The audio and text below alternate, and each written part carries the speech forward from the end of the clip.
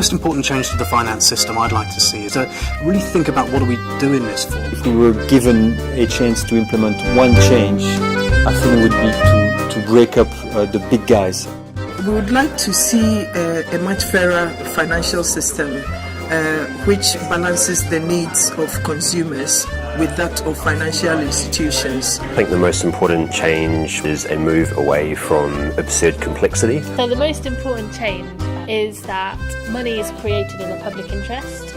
The banking system pushes up house prices because of the way it lends large amounts of credit against land and against real estate. I think there are many required changes in the finance system, but if I had one, it would be to significantly increase the capital requirements against lending to real estate. We need lending against real estate, but we simply have to realise that that creates problems, and there's a naturally arising bias of the banking system to lend even more money against real estate than is good for the whole of society. So we need to lean against that by setting higher capital requirements, requiring bigger capital buffers for the lending which banks do against real estate. It has focused so much on real estate lending that, particularly in sort of reinforcing real estate bubbles, that it really hasn't been a player to the essentials for growth in our economy. And you can see it if you look at how the banks have supported business. It's tended to be working capital for very well-established businesses. What we have is a system where the actual underpinnings in terms of the regulation of the commercial finance sector and indeed the legislation that protects consumers doesn't protect businesses at all. And the result has been asset stripping on a fairly large basis, and it still leaves a lot of businesses, especially asset-based businesses, like hotels, care homes, things like that, quite open to abuse. To de-link the financial sector from land, from real estate, actually what you need is different types of banks. So what we have in the UK is 5 very large banks monopolising the sector with a preference for mortgage lending against real estate over any other type of lending, including lending to, for example, small and medium-sized enterprises. So you have what we call too big to fail institutions. We need to break them up, not just for the sake of it, but because they have so much lobby power, because of their size, so much market power in terms of forbidding new entrants and pioneers to grow, that something needs to be done to make this smaller. Also because we need a much more local financial system. Focused on local economies, focused on building relationships with businesses, who are prepared to make loans without always needing an asset, without always needing land to collateralise their loans. The demand-side drivers of the housing crisis have been mostly neglected because of a misunderstanding of what demand is. People often confuse housing need with housing demand, but often those most in need exert the least demand in the housing market.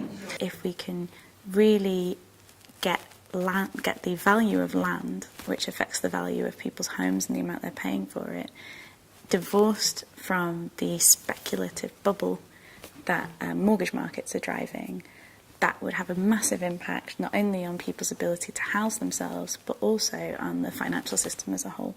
One of the things that it's worth us researching and looking into is whether there can be different kinds of ways of financing housing which are more equity-based. If we were to tax the increase in value of homes, or if we were to separate land from the cost of housing, then I think we could make a serious and systemic intervention into the house price problem.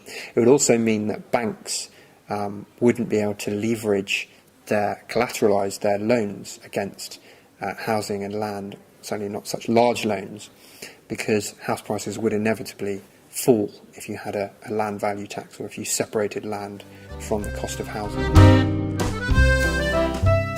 The finance system should be about serving society, about doing what society and the environment needs. But somewhere along the way, particularly around 2008, where we saw it brought home, we lost touch with that idea of a social licence and a social purpose. I think we absolutely need to rethink the role of public banking. There's so many lessons we can learn about, for example, how portfolios can be structured to allow risk-taking, to rethink the risk-reward relationship, but for the public good. So at the moment, 97% of all the money that we use is created by private banks when they make loans. And most of the money that they create goes into property and financial markets, blowing up housing bubbles and increasing inequality, but doing very little for ordinary people. The 3% of money that is created by central banks is in the form of cash. And they've obviously also created money through the quantitative easing programme, but again, that hasn't been spent into the real economy. Positive Money thinks that all the national currency that we use should actually be created in the public interest, and that we should no longer rely on the private banking sector to decide how much money to create and where to put it. And we need a money commission to start looking into these ideas now. So first of all, there is a question that people sometimes like to avoid of ownership. There is an ownership issue. So for example, when you have, say, a state investment bank or the green investment bank, but then when we privatize something like a green investment bank, what does that do to the characteristics of that particular type of finance? Or again, if we think of the venture capital sector, it's so exit driven. They want to exit through an IPO or a buyout, and they want that to happen in 3 or 5 years. And yet usually when we talk about venture capital, we talk about it for the needs of innovation. But what we know about innovation is it takes a very long time. So we should really rethink the degree to which these venture capital funds should or should not be so structured around this early exit. The question is the mainstream financial system going green? So my key points are going to be that, first of all, we cannot answer that question today. So we, in a way, we have no clue because the system is still far from transparent. The second element is that we have no say, so the system is not accountable. And the third one is that if you really look into it, is the mainstream financial system going green? You need to dig a lot, and it's complex. When you do that, you see it's definitely not the case. So you have niches of green finance here and there, but the mainstream financial system is going everywhere, but in a green direction. I think we need a transparent financial system. From that, there will be a big change. Without that, we will continue to be in the same rut that we are right now. Our financial system has become so large and so complex that both the public and the politicians who are supposed to regulate and set financial policy no longer understand how the financial system actually works. Pension funds have historically provided extremely little information, and what information they have provided has not been accessible or easily digestible for the non-financially literate.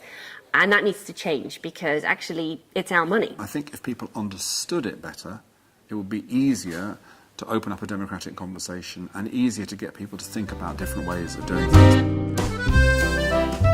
The fossil-free divestment movement, which targets civic institutions, public institutions like universities and local authorities and health organizations, shouldn't just demand for fossil-free divestment, but also should be demand that they take part in deciding how funds are then reinvested. We should have complete visibility on where it's invested, how, for example, the votes have been cast at company AGMs on our behalf by the fund managers that look after our money and our savings. These things are easily done, but they're not done today, and we have to raise our voice and insist that that happens. Going back to a system of simple finance where both the public and the politicians understand how the system operates is crucially important and will go a long way to restore trust in finance.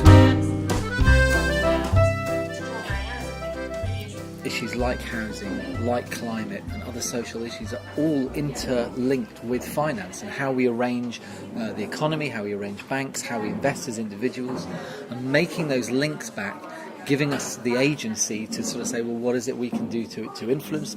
So the finance system we need to see is one which has a much more wider set of diverse business models which are able to serve the needs we have. So banks which actually do lend to small businesses, a system so we're not addicted to rising house prices and we are delivering affordable homes for people throughout the country. And a capital markets and pension system that is long-term enough to be investing in a low-carbon economy. A lot of things we're going to hear today during this conference make so much sense. Most economists agree with them. But the fact is, it's not happening, right? So everyone agrees it's not happening. So I'm afraid, I don't wish for that, but I'm afraid the situation is to get political momentum for the sort of reforms we need to transform finance, not just kind of maintain the status quo and work around it.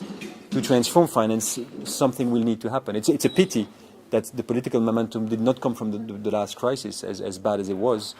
But I'm afraid that's the case. And I mean, the fact is the indicators are there and blinking that the next crisis is coming, that the system is not stable.